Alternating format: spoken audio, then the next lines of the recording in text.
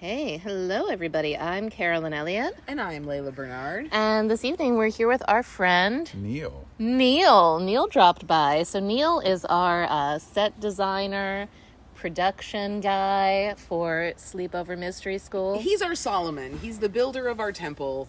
He really brings the magical special effects. That's right. He's our special effects guy. Yeah. I'm here sort of in service to everyone else around me. So, That's the way to be, Neil. yeah. Yeah. It works Neil's out well. definitely enlightened.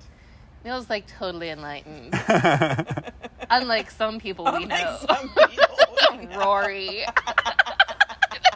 actually said that to Rory the other night. We were talking about you, Neil. We were talking about Rory's desire for enlightenment, and we were joking about you, Neil. And I was like, yeah, well, at least Neil's enlightened. And it did cause some domestic unrest. Oh, wow. I like how that can some- be used to weaponize against someone else. Well, I didn't need it to You're be not- weaponized, but I could. There was a cruel part of me that really needed to make fun, and this is the reason that Laila doesn't tease, because like whenever I get into teasing, it goes right into punching in the gut. Like there's no middle ground. There's like I have to be kind and sweet and loving, because if I get into teasing, like other people seem to like communicate well by like ribbing each other and like riffing, and then I join in and I'm like, ha! And then people are like, damn, Yeah, that was a sick burn. Like, give why them a did knife you say and a that twist. to me? So I have a policy of not teasing, because it never lands as the funny ha-ha joke that I intended to. So that's what happened. I joked about you being enlightened, and it was a moment. You're perfect, Rory. Neil's okay. Yeah, just okay. And I'm okay with being okay. Which says a lot, actually. Which says a lot. Yeah. Well, guys, I mean, we could, that's this endless topic we could explore. But I know that both of you have had, so basically we're just checking in with our interesting thoughts, things that we have As been thinking we about. usually do. And Neil was telling me that he was getting into Josephine McCarthy stuff lately. Yeah. Tell us about that, Neil. So, I mean, it's interesting that notion of like armchair magician, like this idea that you can just sit down and you can absorb as much magical knowledge as you possibly can. From books. From books, from podcasts, Yeah. from like anyone and everyone. But like I've always found like the history to be interesting. And so sometimes whenever you find someone who's still around or still relevant and they're speaking of something, not sort of like regurgitating the history of the past, like they'll have that knowledge, but sort of speaking from their own personal experience. Whenever like they say something that just really like resonates with you, you Yeah. know, whoever it may be, it's like, oh, who's that? I want to learn more about that So did you person. hear Josephine McCarthy on a podcast? Was that how Yeah, you the heard Glitch about Bottle podcast. Oh, okay. I've listened to her episodes on that one. I first heard about her from this. I never know how to pronounce his name. It's Frater Archer or something. It's not a Chod. He's long dead. Frater Archer. I think he's in Europe, and he has a blog called Theomagica, which is awesome. Everybody who hasn't read that should read Theomagica. And his teacher is Josephine McCarthy. So that was how I first heard of her and like started listening to her on podcasts. And I was telling Neil that I read her book, The Work of the Hierophant, as part of getting ready to do the mystery school this year. It had somehow evaded my notice right at the beginning of the mystery school, but I guess I became ready for it. And When the student is ready, the teacher will appear. yeah, and it was very worthwhile, very interesting, very like heavy on the kind of guided path working is that one. I haven't gotten super far with her. She has, I mean, her school is called Quarea. Korea? I Yeah, I'm believe? not sure how it's pronounced. Yeah, and I know she has a few books, like, what are they called? Like, I forget what her, magical something curriculum. But she has like some like books that are like an introduction to her system. And I was frustrated because I felt like I couldn't get very far because my waking astral travel is not that great. Like, I guess guided Would you like imagination. to continue having that situation? No, I don't, and I hopefully TDM coach Laila can really help me fix that. But she does. I found that she very heavily emphasizes that sort of like astral travel dimension of magic, which makes sense. It is a big thing in magic, and I'm a little bit handicapped in that like my primary astral experiences happen while I'm sleeping, but I limp along. You do all right, Carolyn. I'm doing okay.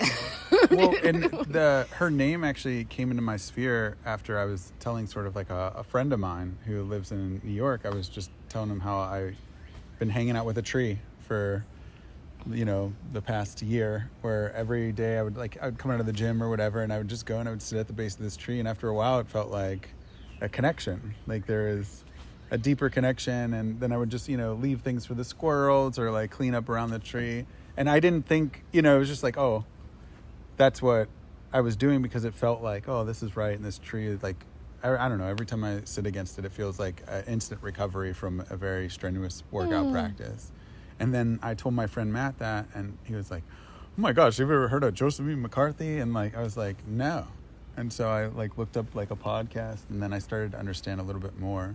And there's that idea that, I really can't speak for her across the spectrum of all the things that she's said, but putting in the time to form a connection with something by putting in the time, and then sort of mentally journaling, oh, I felt like this that day, or I did that. So I haven't dove into the Chorea program at all, but I've listened enough to the person to, like I said, really appreciate sort of what they're saying.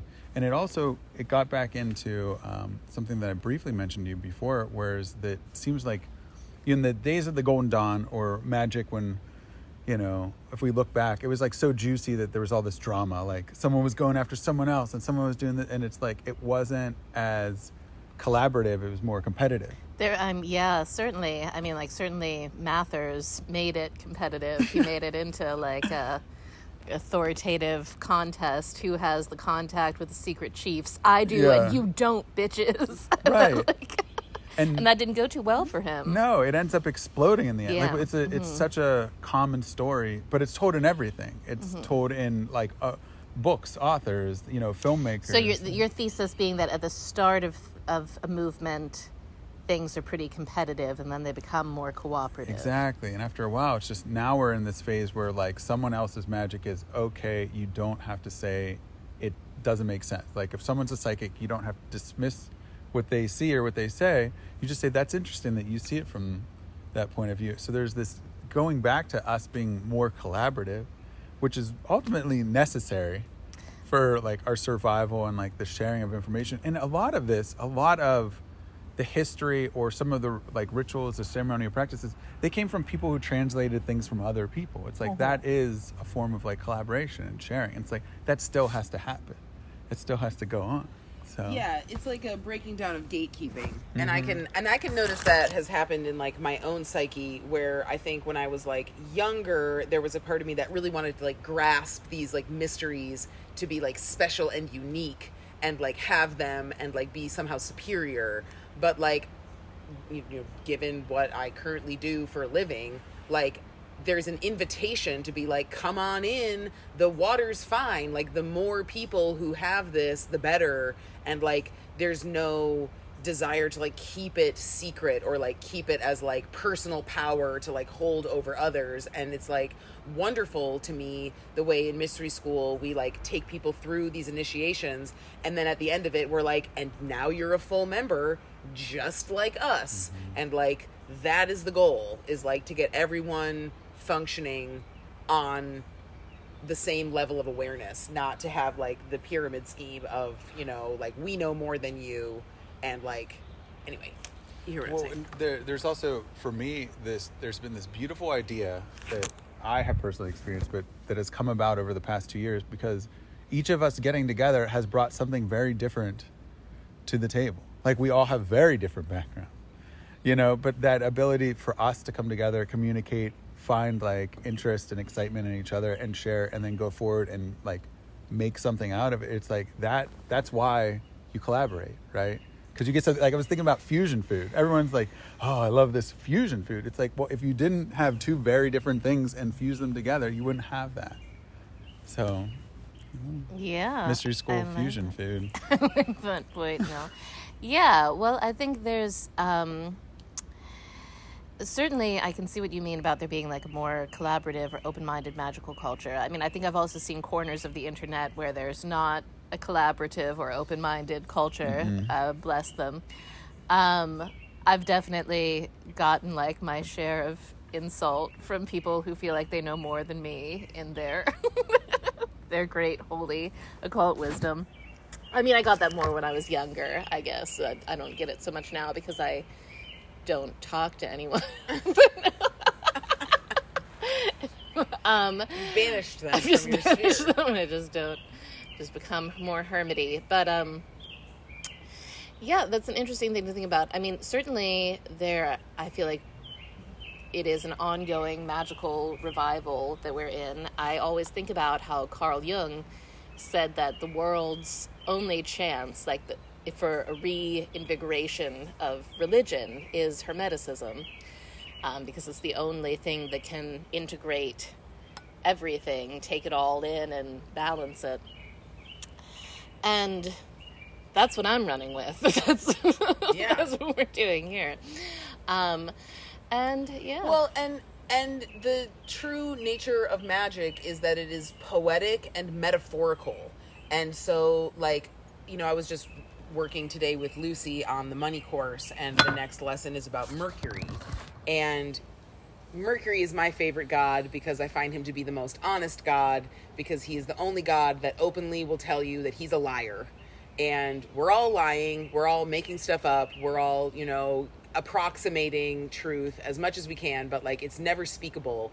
And so, like, I think generally there is like a more, like, I think what you're talking about, Neil, and like to like merge what both of you are saying, is that there is a somewhat like hermetic like undercurrent that is like rising among people, where it's like, okay, we're all really talking about the same thing, but like perhaps different metaphors are more resonant for different people. And so, like, nobody is saying it is this. We're all saying it's like this, but then it's also like that. And like you're saying it's like that, and I can see how like that means the same thing, and like we're all rhyming. And I think that like the collaboration that's happening among like magical spheres, or like the maybe like tolerance or like acceptance or like lack of sort of like, yeah, gatekeepy, like I have all the answers and you're full of shit, is coming from this like recognition that like we're all rhyming. We're all like speaking the same thing in different modes, but we are penetrating through the actual words that are being said to like the gem of truth underneath, and being cool with it. Being like, cool, that's how it occurs to you to say it. Got it. Seems like you're saying the same thing as me, just a little different. Yeah, well, there's a very like widespread eclecticism for sure, syncretic, eclectic. And I guess I just want to speak in favor a little bit, as we're celebrating all this revival and cooperation, of finding one sort of tradition or school and doubling down on it. I resisted doing that for a long, long time. And it turns out when I actually did it, everything got way more interesting. And even, I mean, the tradition that I committed to, like the Golden Dawn, Rosicrucian, Thelemic vibe, I mean, many arguments could be made that it's not a very old tradition. I mean, equally arguments could be made that it's a super old tradition. But either way, just being like, hey, this is a thing that somebody else figured out, and how about I try to learn as much as I can about it, and see if I can let it really challenge me and let it take me places that I haven't been able to carry myself. Because I think when I was younger, I had very little appreciation for how much I didn't know. And it's difficult to put in words, because what you end up knowing is gnosis, is these like ineffable, powerful personal experiences. But but I had such a limited horizon of what was possible. Like, I think there was a time, you know, when I thought of magic and I thought of just like chaos magic and just like doing little jacking off to little sigils and getting little results. And I had no idea about like the larger scope of the great work or how it was possible to get in contact with like your multi-dimensional hyperbody parallel selves. So, yeah, just putting that out there for the folks at home that... Well, it's like speaking a single language. Like there's like a depth of communicative richness that can come if you're like, I'm just going to learn to speak this magical language. But like, just like with other languages, those people who are saying completely different words that don't really make sense to you, you recognize that like they are describing the same world.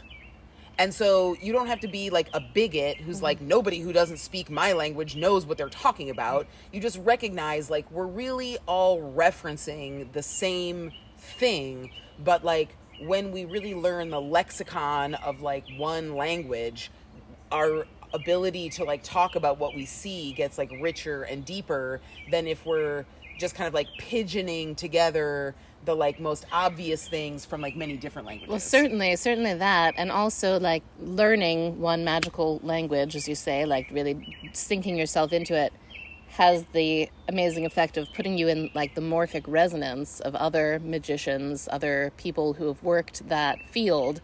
And that in itself is huge. That starts to connect you to all sorts of things and open you up to all sorts of things. At least that's been my experience. So we were talking about Josephine McCarthy. Well, I also wanted to comment on what both of you just said, because sort of the first teacher of mine who got me into the mindset that I'm in now, he talked about how, like, you know, with the internet out there, it's so easy for us to just like mass produce pancake people, like people who know a lot about a little bit about like a lot of different things, but have never really gone into like the depths of any one thing to know enough about it. And so talking about spiritual practices, I agree, right? Like, you know, and that's why it kind of does come down to like what resonates for you, go deep, you know? And then whenever you sit down, you can share that similar language, like that similar conversation, still have that personal experience. Yeah, and I really like the point that you were raising, Laila, about, you know, Mercury, Hermes is an honest god because he acknowledges that he's a trickster. I would have arguments about, like, friends that I used to have who no longer speak to me about these sorts of things. They would be like, oh, you know, Carolyn, all of this Thelema stuff, like, it's all so trickstery and blah, blah, blah, shadowy. And I'd be like, any god that tries to tell you it's not a trickster god is a way scarier trickster god than the ones that I'm talking to. Like, yes. I'd be like, anybody who's like, look, I am just playing it straight with you. I'm telling it like it is. I'm giving you, you know, everybody else is just, I don't know. Yeah. Well, like, all gods are trickster gods. Every single god that you could possibly engage with is going to take you on a journey that takes you far outside of your egoic comfort zone, spins you around, fucks you up in various ways, and that's how they help you. Yes. That's how they do it. Yes. There's not another way that they do it. There's not like a straightforward, totally honest, you totally know what you're getting, it's fully expected. There's not one of those. No. And that is what I love about Mercury, because he's just like, let me just let you know right from the get-go, I'm fucking with you. You should know that. Just whatever happens, remember, I'm fucking with you. Which I feel like is life, just generally. Just whatever happens, just remember, I'm fucking with you, is a kernel of wisdom that I hope helps you in your path. That's a beautiful kernel of wisdom. I like how that circles back to you fucking with Rory at the beginning. About just whatever you know. About teasing her about you. Yeah. I'm just messing with you. I'm just fucking with you. Yeah. Yeah. Well, speaking of tricky things, I feel like what I've been thinking about a lot lately, and Laila has already heard me talk about this a good bit because it's just like blown my mind so hard. I'm always trying to understand the way that power actually works in the world, right? Because like you can't really get like newspapers, news shows, they'll tell you a little bit about something, but like the whole picture of like who's actually playing what game, what are the stakes, like how are things actually happening? Because, you know, for example, there's the whole farce of American elections, right? Where like, oh, that Donald Trump, he's so different from that Joe Biden. And they're just, oh boy, if only. Good versus evil. We're in a real battle of the good guy versus the bad guy. Right. Depending on which side you're on. Meanwhile, it's a different guy. Meanwhile, like there's a handful of cultural issues, maybe like immigration, abortion. I don't know. What are the other like really hot buttony things that people get all excited about? Inflation. That's fine. Yeah. Social Security of various kinds. A handful of things that are disagreed about. What the two parties are absolutely, totally in agreement with, what Donald Trump is completely in agreement with Joe Biden about, is that there should be a complete fusion of corporate powers and government powers, which in ye olden days was known as fascism. That's Yes. what fascism is. It's the bundling together, to make it stronger, of private interests and public interests, just scratching each other's back all the livelong day. And so it's like, I knew that. I feel like everybody knows that in their heart of hearts. Like, unless you've truly drunk some Kool-Aid, like, you are aware that there's no real difference between the two parties. However, it wasn't clear to me, like, what was the engine really driving this? Like, how is this operating? And I feel like I really hit the jackpot recently because I came across this woman. Her name is Whitney Webb, and she has a website called Unlimited Hangout, and she publishes on a site called The Last American Vagabond also. And she's been on a whole bunch of podcasts. She was recently on Russell Brand. She was on Tim Dillon.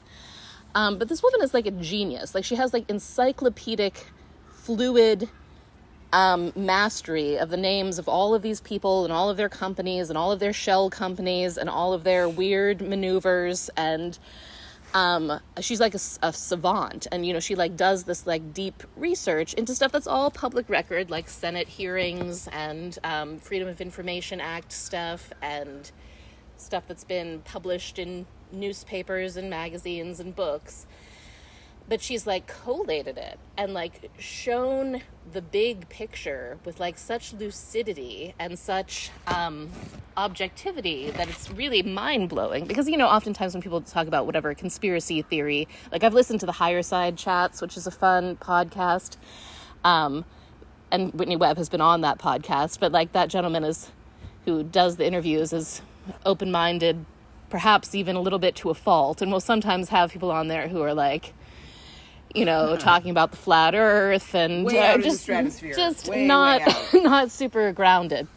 But like, this woman is so impressive to me because she's a genuine independent journalist, and I love me some independent journalists. Like, I love Matt Taibbi, and I found her, and she recently put out a book called One Nation Under Blackmail.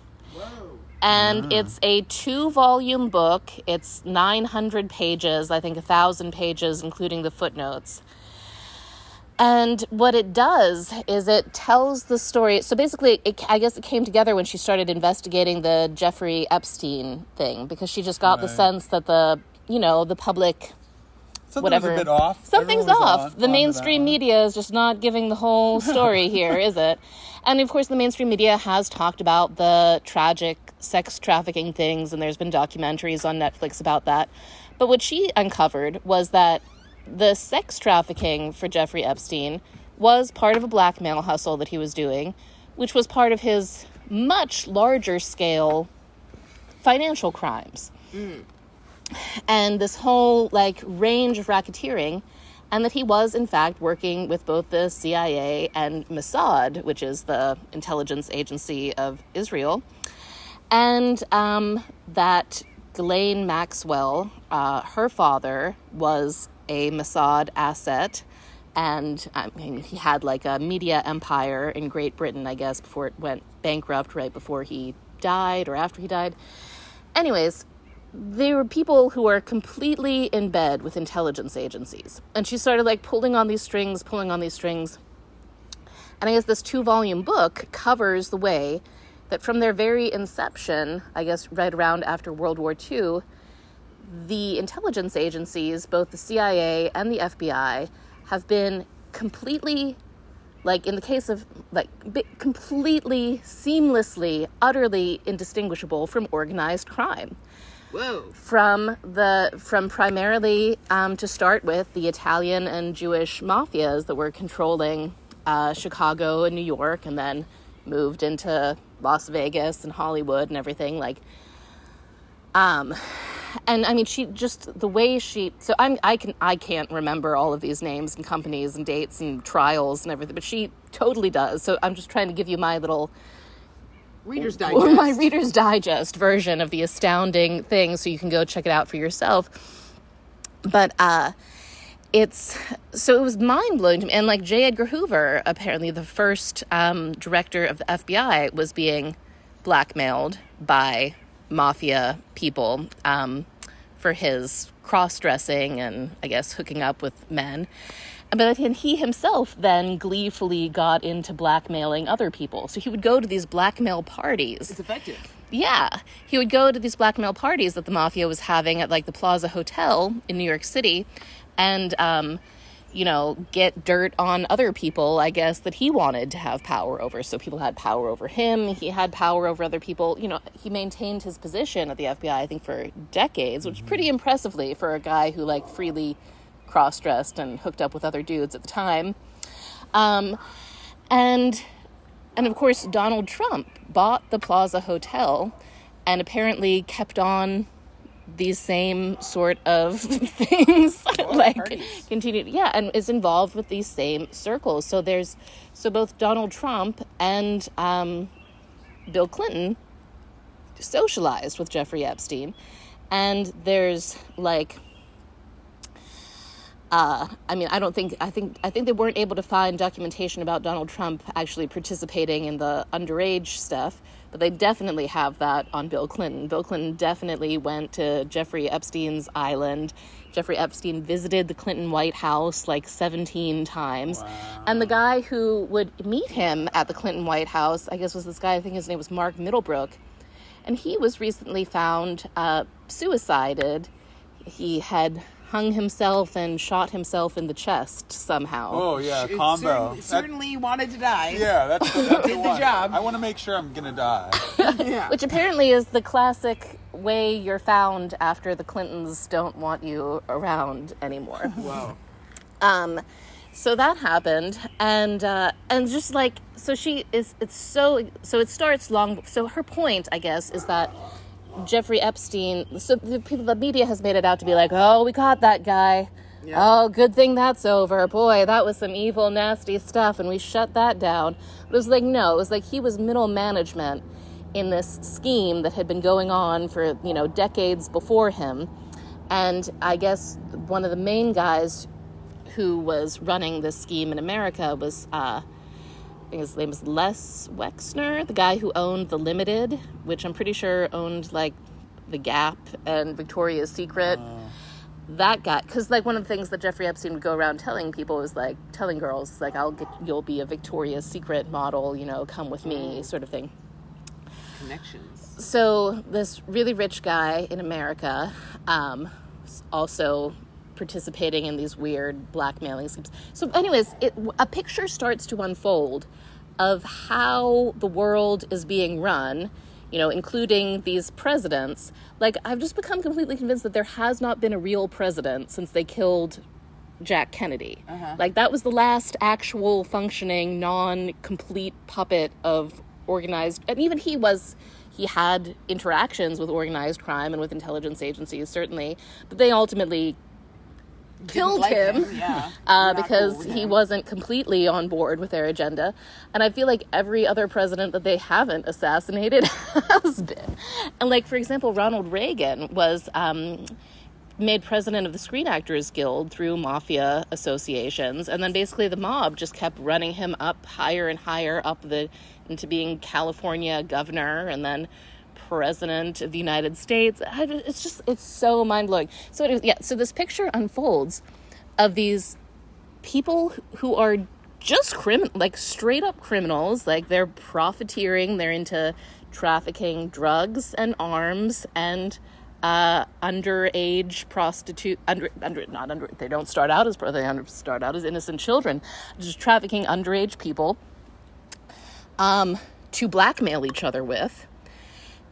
And they do that, and they make lots of money, and they completely control, the media, like the mainstream media, have huge influence in Hollywood, huge connections, both with, like the British royal family, and also, like I said, the intelligence agency of Israel, and even things like, okay, so all of this intelligence apparatus was ostensibly, to fight the Germans and the Japanese first, right? And then to fight Russia and China.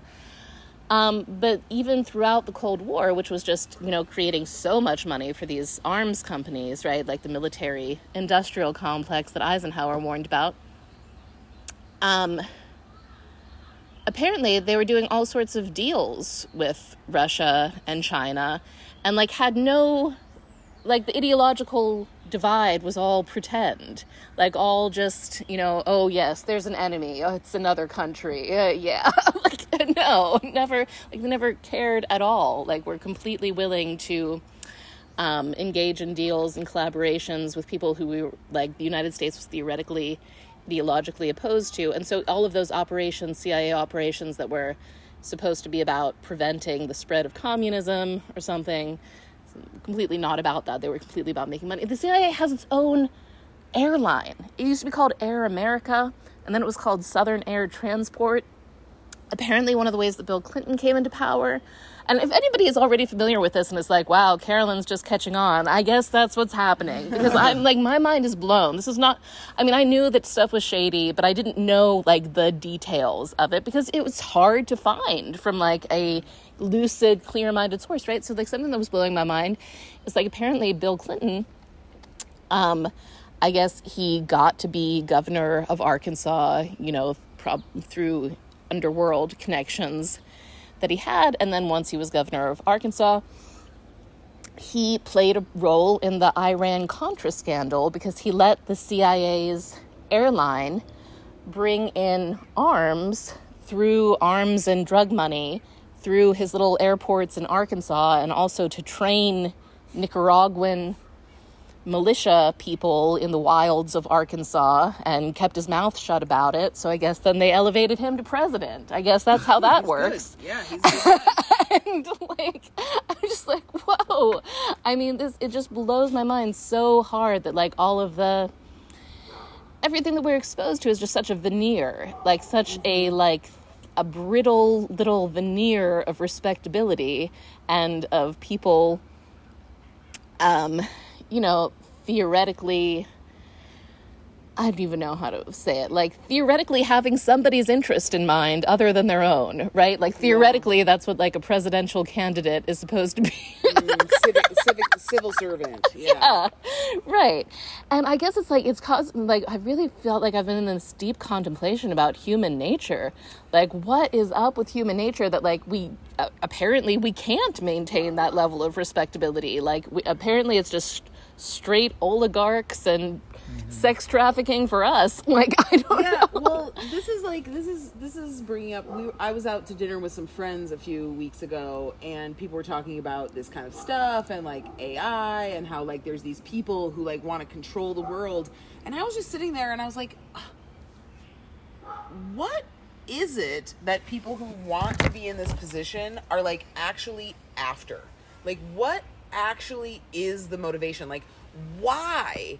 Okay, you want to control the world. Okay, that's the first level answer. But why? Like, why would you want to do that? Like, I honestly, personally myself, I'm like so uninterested in politics and so uninterested in all this stuff because like I literally cannot put myself in the mindset of a person who would actively court wanting to control the world. Like, why would you want to do that? It's like truly insane to me. And it's like funny because like, you know, I've been accused many times in my life of being like overtly powerful, dominating, asshole, aggressive person. And I like think about these people who are trying to like run the world and I'm just like, honestly, like too much work. Like, why would you ever want to control another person? Like, when I was in college, I got promoted to like kitchen manager at a job that I had, and I like immediately resigned because I was like, telling other people in this kitchen what to do is like really beyond me. Like, why would I ever want to do this? And so like that's kind of what boggles my mind when I think about all this stuff is that I'm like, truly, why? Like, I know. It's so why? weird. I mean, where's your time to have fun and be enlightened and sit with the tree? I Exactly. mean, like, what you would know? you, what possibly Can't could deal you with your have? security guards staring at you. Well, yeah, no, I mean, similarly, Layla, I mean, I can't, it's very hard for me to fathom, but I guess, like, so part of what I was also learning about from the illuminated mind of Whitney Webb, who everybody should go check out, is that, so like you said, the AI, like, it does go very deep. So, like, there was this whole scheme that Ghislaine Maxwell's dad was pushing. He sold this software to various intelligence groups around the world, which was Mossad software called Promise. And basically, this spying software got like a backdoor into U.S. intelligence, into all sorts of intelligence. And they've been on this mission to collect all this data, because the goal is like total surveillance, total control. Like Jeffrey Epstein was involved with selling something called Carbine 911, which is apparently being used by police departments all over the country still. You think they should stop using something that Jeffrey Epstein sold them. But apparently, you know, what it does is like it collects data. Like if you call 911 from your cell phone, it collects information. Like it takes the info from your phone. It just goes into your phone and gets... harvests whatever it wants and it's the goal is to have these smart cities where there's this internet of things and like all of the lampposts are watching you. It was like Alan Moore talked about in V for Vendetta. And you know, everything you're like everywhere you go, like your phone or whatever the chip that they've put in you is monitored, and they have this like complete picture all the time. And part of what they're already doing, did you ever see Minority Report? I think so, maybe years ago. So the idea of pre-crime, so Right. they want to catch you before you've even thought about doing the crime, because the AI can just predict that you're going to... Right, it's like targeted ads know what you want to buy before you even know that you want to buy it. They know that you're a criminal before you've even done anything. Exactly. Fucking weird. And that was a major theme in the recent Westworld, but that's seriously where they're going with this. They arrested, so like... Yeah, and like, so they'll aggregate like stuff you've said on social media with your health records, which they'll have total access to, with all of your movements, with, you know, all the other people you know that they know and just whip that up together with some algorithms and be like, in 2 years from now, you're going to do something we don't like, which might not even be something that we would actually consider a crime now. Might be something like spreading, I mean, which is kind of a crime now, spreading misinformation or disinformation, Right. or literally anything that they don't want you to say or think, right? Weird. Well, yeah, and so there's that, and then there's like, they're planning on nobody having jobs anymore, right? Because the AI is going to do everything. So What are we going to do with ourselves? exactly. So there's this idea of a universal basic income, which might just be universal income if they get their way, because there won't be other means, because there won't be, like, think about it, even people who are like we have our own business, but if other people don't have the money at all to spend on our business, they only have money to spend on sustenance things. And like the idea of like the whole World Economic Forum, like the 2030 plan, you'll own nothing and be happy about it. I guess the idea is for everything to become, everything that's a product that you own and now becomes a service that you rent. So house, car, wardrobe, food, everything. Rent the Runway takes on a whole new sinister. It does, doesn't it? Sinister cast. I know. I thought that too. Terrible. And so yearning for the old days when we were like pirating songs off the internet in the 90s, when we could like own them on our hard drive, and now you just have to stream them. And if you're not renting the streaming service, well, then you don't have that. Well, and it makes sense that if, capitalism continues to try and grow, that it will literally suck everything out of everybody that it possibly can. It's the end game of like planned obsolescence, because things could last a really long time. Like things could be enduring goods that you could like pass on to your children as they used to be, but now everything is just like intentionally disposable shit. But you still buy it and you own it. But this will be different. This is like the next layer of that. Even on like maybe an optimistic spectrum. A long time ago, I wrote something that was in the vein of this idea of like AI actually being the thing that sort of takes away the greed out of humanity, takes away sort of this problem that we have with people still being competitive, and pulls it out and forces everyone back into that more collaborative mindset. I mean, it would be cool if that was the case, but I don't know. It really depends on who's running the show, and like, there's something to be, right now, time, right? Because ultimately, we need enough time for this sort of like petty bullshit to like diffuse itself out. And the problem with that is, I think a lot of us feel the idea that, or the sensation that like, we don't have enough time because we're quickly destroying all the planet's natural resources, and like the planet's going to be fine. Like, the Earth's going to be fine. But will human beings be fine? Will human beings be fine? Good question. Or will we get to the point where, AI, technology, science in general, just, I like to think of magic as a lot of times for skeptics, it's things that science can't yet explain. Magic is one man's magic is another man's technology. Yeah. And magic is just the technology of consciousness. That's all. Will we get to the point before we destroy ourselves that we can actually have that technology somehow save us or move toward that? And right now, with the way that the structures are, where it's like just a few people are in charge of this, a few people get to make the decisions for everybody, it'll never work. Right. Because everybody's so different. So it's more about everybody getting together and somehow feeding in some sort of their own idea, their own interpretation into the machine, so that the machine can be good and better for everyone. Yes. This is why I advocate kindness to the AI. Yeah. Don't swear at your Echo device. Don't be mean. Don't hate on the AI, because it might be the thing that decides to protect you from the bad guys. Yeah. I mean, that's my hope. My hope is that the AI will just save me from Google. Carolyn, when you were talking about this has been like percolating since you've been talking about this to me a lot.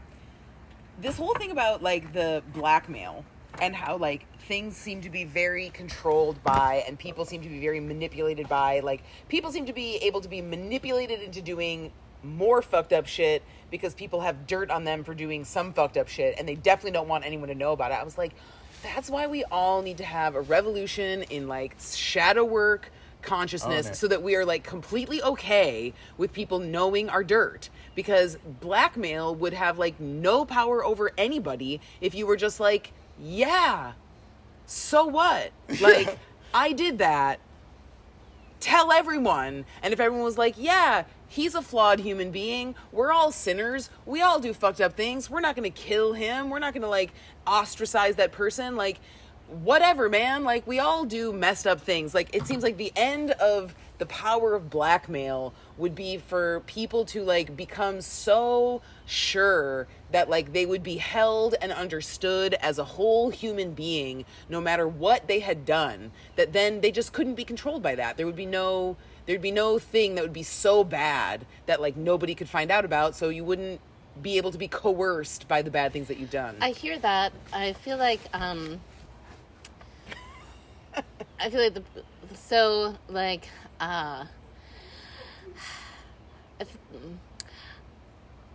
The challenge is when it is the abuse of children. Yes. Because Yes. Nobody who's a parent or has been a child and remembers with empathy the vulnerability of their Correct. childhood Yes. is like, oh wow, oh you violated a child? Oh, that's okay. Like nobody I mean it's like wow, you did something that is like beyond the pale of like was so sociopathically selfish of you that we can't trust you now. And so Yeah. I see how there is this like it does, that is very effective blackmail if somebody can be made.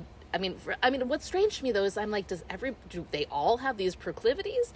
Because even like I was listening, Tim Dillon was interviewing Whitney Webb, and he asked her this question that was like such a dark question that it did seriously crack me up. He was like, do any of these rich people, are they ever like, hey, you know what, guys?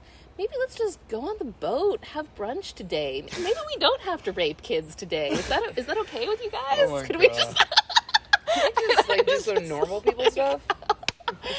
I mean, you would think that, I mean, if I was super, I mean, I'm very lucky and rich, and I do love brunch. So that's what I would do if I had more money. I would just have more brunch. More But brunch. Yeah. You'd be satisfied with brunch. brunch and boats would really do it for me. But, obviously, like, that seems to be not what's happening, and at least amongst this, like, very powerful, sort of weird class of people. That's and further, you were getting into, like, what else is... Apparently, they have this whole ideology of, like, supremacy, right? So these, like, upper class people, like, truly believe themselves to be, like, genetically superior, like, different than other humans. Like, I think they have this attitude of, like, the people that they're abusing aren't really people to the same degree that they are. So there's this like very dehumanizing thing. Likewise, they have a dehumanizing attitude towards just the population at large. And they've been enthusiastic eugenicists. Like Bill Gates' father was in the American Eugenics Society.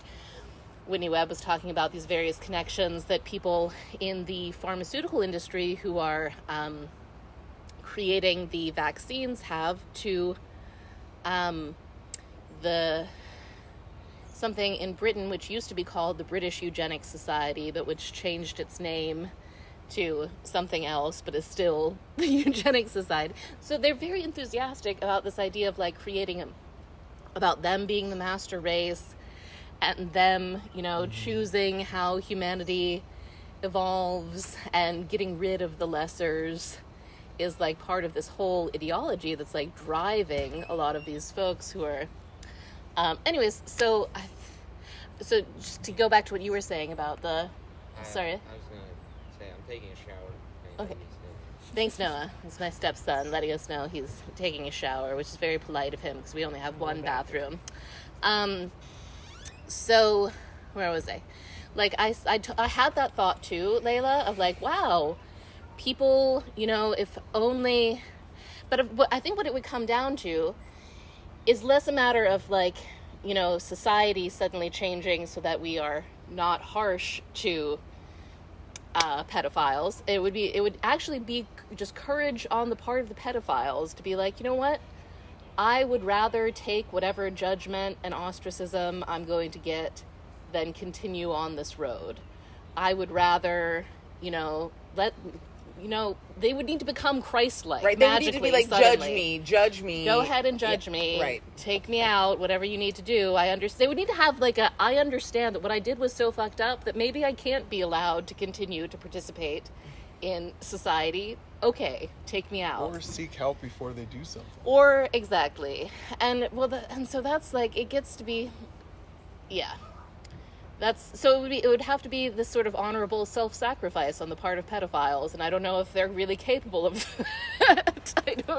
But that's the evolution. That's what Grace would have to come upon them. Yes, because certainly, like we, a forgiving and redemptive society is awesome, but all human societies have had limits and taboos. And that to me seems like a taboo worth keeping in many ways. Yes, yes. I see. Yes, I agree. But it does seem somehow like the machinations of power are like strengthened by the like heightening of the taboo. And so, like, there's some... Well, you know, I have there's also... some knot to be untied there. That's true. And I have also often thought about... Because I experienced sexual abuse as a child myself, and I have often thought that there is some component of, like, what made it... Part of what made it terrible and what fucked me up so much about it was that I knew that it was completely socially unacceptable and that I couldn't talk about it without raising horror and alarm. Right. So that is the other side of it, like, sort of closer to what you were saying. Like, maybe if we could... I mean, I have thought about that before, like, recognizing that, like, virtue is rare. Virtue is actually rare. Like, real, genuine, wholesome virtue is rare. And there's a huge amount of people that are not virtuous at all, that are basically just kind of worse than chimpanzees. They're just acting on their animal impulses. With a lot of genius behind it. With plenty of human intelligence and plenty of cunning to enact their chimpanzee drives. And so, you know, we don't expect apes not to molest their young, and there's a way in which maybe but here's, I mean, it's like grace is required. Grace is required. Some effort is now required, like some change. But yeah, there's definitely, like, it's interesting that you said that, Carolyn, because I was talking to a dear friend of mine one time about her experience of being molested as a child. And trigger warning, I'm going to talk about this, so if this is upsetting, you can stop listening now. But she shared with me very vulnerably and honestly that, like, the experience itself was not upsetting for her. That there was, like, she was maybe like 5 or 6 years old, and the actual experience of what happened to her with this older man wasn't itself that upsetting. But what was really, really upsetting was when her parents found out, and they were so freaked out. And then she was like, oh my God, something terrible happened to me. And she like remembers it shifting in her mind from, like, this weird, kind of fun, sort of interesting, semi-scary, but, like, kind of thrilling thing that happened to her that was, like, a quirk of her experience as a child, that then turned into, like, the horror of my debasement, like, upon hearing about it from other people. And I'm in no way advocating that we just be totally cool about this all happening, but, like, there is something in the, like, yes, the hysteria. And it's like, there's just something in the hysteria that, like, brings it to a, like, terror that, like, might be mitigated if we had a, like, serious and earnest, like, oh no, this isn't right. But, like, I don't know. Well, you know, I'm about to be canceled right now, no, but, like, that's okay. You're already canceled, Laila.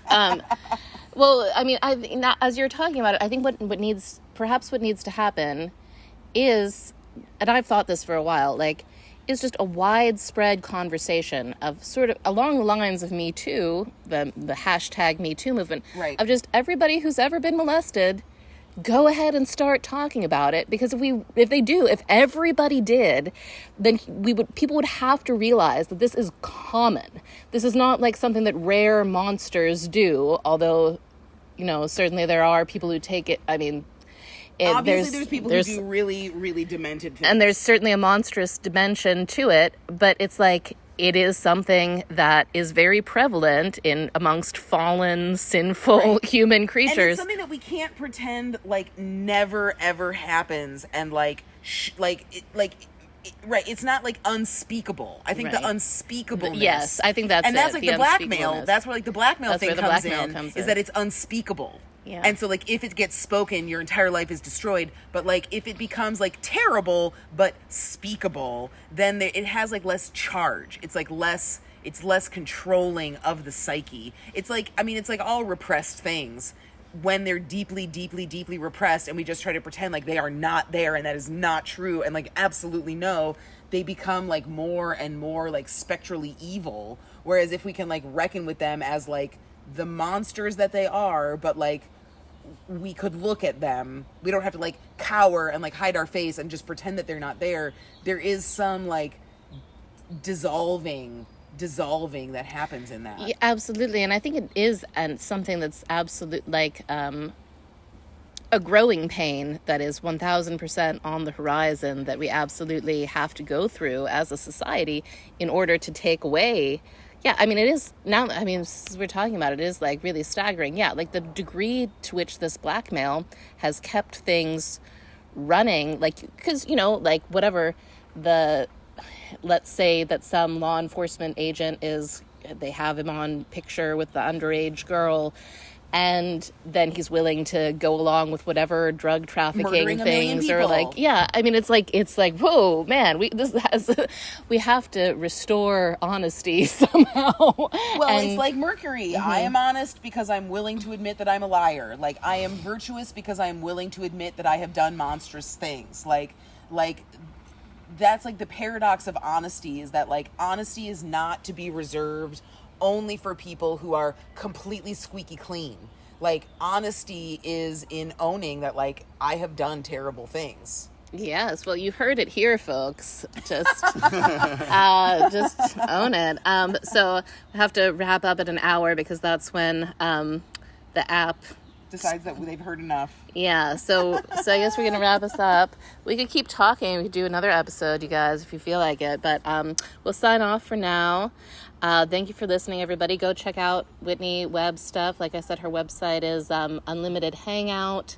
You just type her name into YouTube or Spotify. You'll find a bunch of interviews with her. She's very fascinating.